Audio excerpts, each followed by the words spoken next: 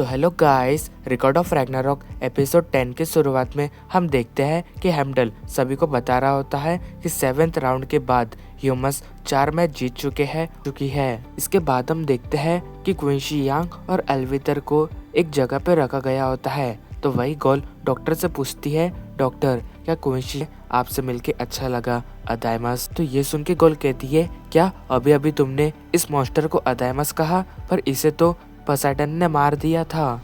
मगर तभी अदायमस कहता है, मैं तुमसे और एक बार नहीं पूछूंगा, तुम मुझे जल्दी से बताओ कि वो ह्यूमन कहाँ पे है। लेकिन तभी पुरल्डा कहती है, मैं आपको इस बारे में नहीं बता सकती हूँ। जो सुन के अदायमस को बहुत ही गुस्सा आता है और वो कहता है, ठीक है, मरने के लिए तैयार हो जाओ। और ये कहते ही वो उन दोनों पे अटैक कर देता है। मगर तभी हम देखते हैं कि कोई अदायमस के हाथ को काट देता है और उसका हाथ बहुत ही दूर जाके गिरता है। फिर तभी वो खत्म हो जाएंगी तो मैं तुम ह्यूमंस और उस किंग को जरूर खत्म कर दूंगा। अब वही ब्रुल्डा बेल्ज़ेबुब को हेल्प करने के लिए शुक्रिया कहती है, पर इस पे बेल्ज़ेबुब कहता है, तुम्हें अपना ध्यान रखना चाहिए क्योंकि एटमस के जैसी और भी है जो इस बात से गुस्सा है और वो ह्यूमैनिटी को खत्म करने के लिए कुछ भी कर सकते हैं। तो अब इसके बाद सीन शिफ्ट होता है। हम देखते हैं कि बुद्धा एक जगह पे बैठ के आराम कर रहे होते हैं और कैंडिस खा रहे होते हैं। मगर तभी उनको बहुत ही पेन होने लगता है।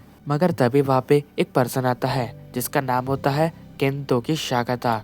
तो इस पे केंतोकी कहता है, वो कौन है? तो बुद्धा कहते हैं, वो इस पूरे रैग्नारॉक को अकेले ही हिला सकता है। उस पर्सन का नाम है द ड्रैगन स्लेइंग हीरो सेकफ्रेंड। तो अब इसके बाद हम हेरमेस को देखते हैं जो रोते हुए हेदेस के लिए एक सॉन्ग बजा रहा होता है। दिबक को देखते हैं जो ताली बजाते हुए कहता है, बहुत ही बढ़िया।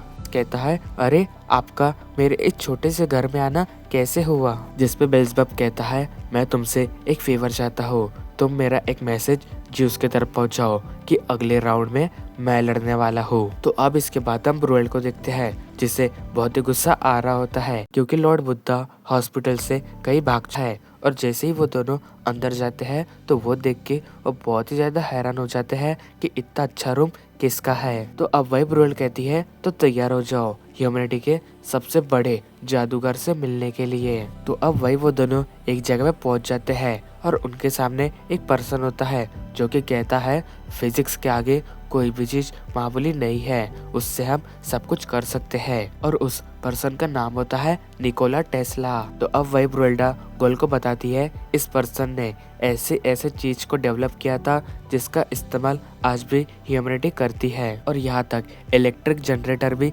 इसी पर्सन ने डेवलप किया था।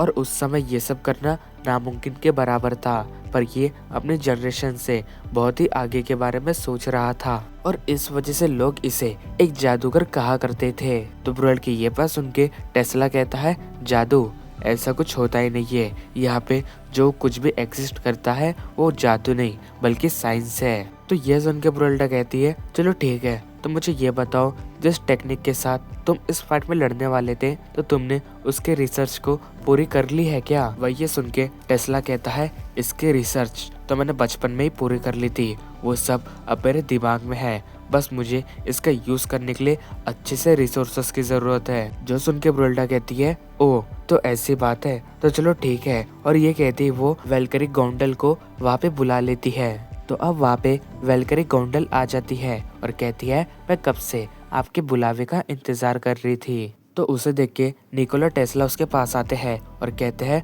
तो तुम मुझे अपनी बॉडी देने वाली हो? तो ये सुन के वो वेलकरी कहती है, हाँ मैं कब से ही इसका इंतजार कर रही थी। और वो तभी टेस्ला के हाथ पकड़ लेती है और कहती है, मैं अपनी बॉडी देने के लिए आपको तैयार हूँ। जो सुन के टेस्ला कहता है, लगता है सोल्यूशन क्लियर हो चुका है। तो टेस्ला के ये कहते ही वो दोनों आपस में मर्ज होने लगते हैं। हम देखते हैं कि उन दोनों की पावर की वजह से वहाँ पे बहुत ही ज्यादा इलेक्ट्रिसिटी आ रही होती है। तो अब हम देखते हैं कि टेस्ला के बॉडी के ऊपर एक बहुत ही बढ़िया आर्मर आ चुका होता है जो कि बहुत ही बेदस दिख रहा होता है और वही टेस्ला एक अलग सी पावर को फील कर रहा होता है। फिर वही वो कहता है कि मैं अब सबको साबित कर दूंगा कि साइंस की पावर गॉड्स को हरा सकती है। और ये कहते ही हमारा ये एपिसोड एंड होता है। Thank you so much for watching my video.